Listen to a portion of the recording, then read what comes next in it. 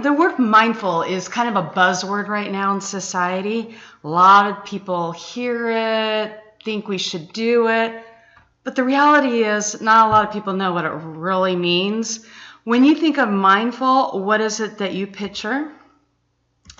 Most people think of something like this: meditation, yoga.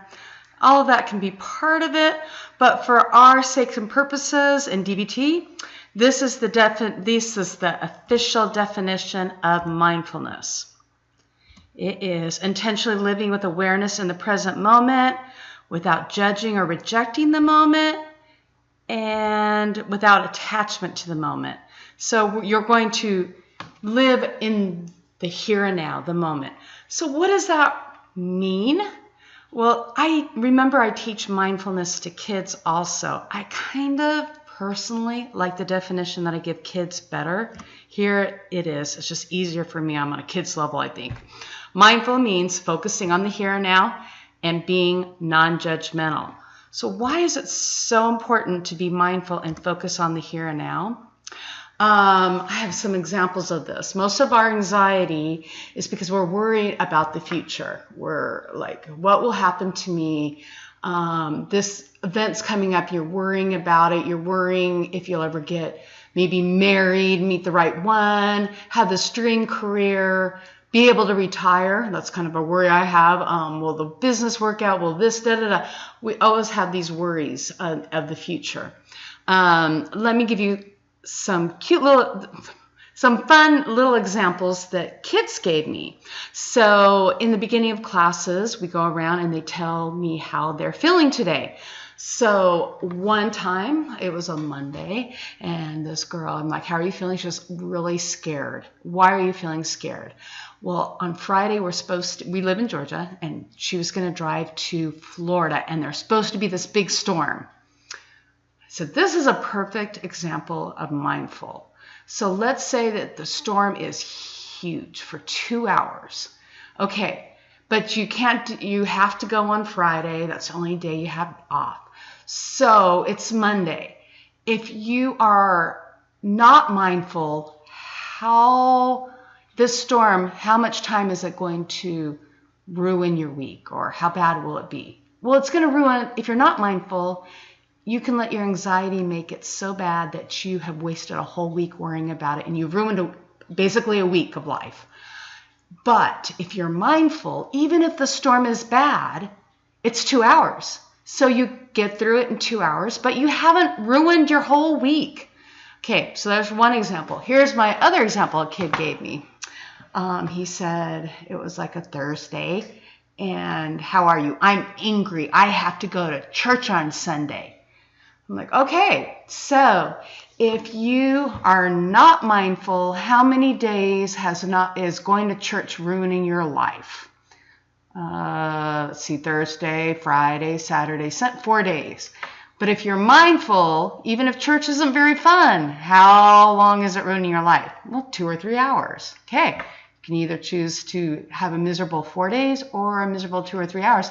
You know and maybe you don't even know if it's going to be miserable for sure. Maybe this time church will be great, or maybe that storm won't ever come. So why waste your time? If you can't change it, then just let it go and enjoy the moment that you're having right now. Right now you're safe. Right now you're in charge. Right now it's beautiful. Right now nothing bad is happening. So that's why we need to live in the moment, because right now everything's just fine. Okay, so here's how we do the what of mindfulness. If you're taking the class, I go into detail about everything, but quickly, it's that we observe what's going on right now. We describe it without judging it, and participate means we fully are doing it. If you go to a party, don't just stand in the corner going, oh, I shouldn't have come. Oh, this is dumb. You put yourself and try to make the most of that moment. If you're on a walk, don't just walk and wander and kind of be like, oh, I'm enjoying this, and just throw yourself in exercise or whatever you do, participate. This is the how. You don't want to judge, non-judgmental. One, mindfully. This means no multitasking. Whatever you're doing that fully. Research actually shows that you will get more done if you don't multitask, if you just tackle one thing at a time, one thing, get it done, move on to the one other thing. And effectively, a good question, and I'm probably going to do a presentation in the future, is it effective? Like let's say that a bank makes a mistake. So you go there and you scream and holler. Well, they're wrong. You're right. But that might not be the effective way to get it fixed. Or you know, there's lots of examples of being effective. Okay, we're going to have a quiz. So I play a really fun game for the kids. And they get it always right, these answers, but I do it in a fun way. For adults, I just ask yes or no. Is it mindful or not mindful? The funny thing is kids get it right. Adults usually do not get this right. They overthink. So we're going to just see if you can get it right or not. So the first one, paying such close attention to what someone's saying that you can repeat it to someone else. Is it mindful or not mindful? It is mindful. You're paying such close attention. You're listening so closely. You're focusing on what they're saying. Practicing a new skill during sports or music until you can feel it. You catch on. Is that mindful or not mindful? It is mindful. You're focusing completely on that new skill until it becomes easy for you. Trying to do more than one thing at a time, multitasking, not mindful. You are not doing one mindfully, things one mindfully. Remember, that's it. You're doing one thing at a time. Deciding not to speak to someone because they have not spoken to you. Mindful or not mindful? Not mindful. You are judging, probably. Most likely you are judging. You're saying, oh, they're not talking to me. I'm not going to talk to them. I'll show them. You don't really, there could be a lot of different reasons why they're not talking to you. Not judgment, not mindful. Listening attentively when someone's speaking and not reacting until the person is finished. Most of us listen to respond rather than trying to really understand what another person is saying. We want to listen completely, mindfully, mindful. And choosing a stylish shirt that you don't like because your friend says you should wear it. Mindful or not mindful? And not mindful. You should do it because you feel comfortable, not what other people say. Yeah, you can take their opinion into account, but you need to make your own decision. Okay, here's another one. Daydreaming or tuning out what's happening around you without really noticing and hearing what's going on. I do that a lot, and it's not very mindful. Here's an example, a picture.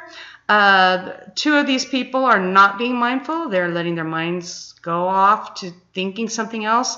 This third guy is being mindful. He is fully into what he is doing at the moment. Again, if you catch yourself not being mindful, because we all are not mindful all the time, daydreaming or whatnot, just bring your mind back to being mindful. It's not a race, or you're not wrong or right. You try to work on being mindful, because it actually rewires your brain and makes it so that you don't have as much anxiety. There will be times when you feel awful, but if you're mindful, it's only going to be right then. If a boss is angry at you, you can just be miserable for the time he's angry and then try to improve. But if you just let your mind going over that over and over and over again, then you can be really miserable. So I want everyone to practice being mindful. And your challenge is to notice examples during the week of when you're mindful or not mindful. I just want you to be aware. When we start being aware, we can start training our brains. Just like with the amygdala, the prefrontal cortex, and the hippocampus, starting to be aware of where your brain's at means you can start rewiring. This time, work on being mindful. Practice it, but if you're not, notice that too. And then I want you to share your experiences so we can squeeze the brain. The end.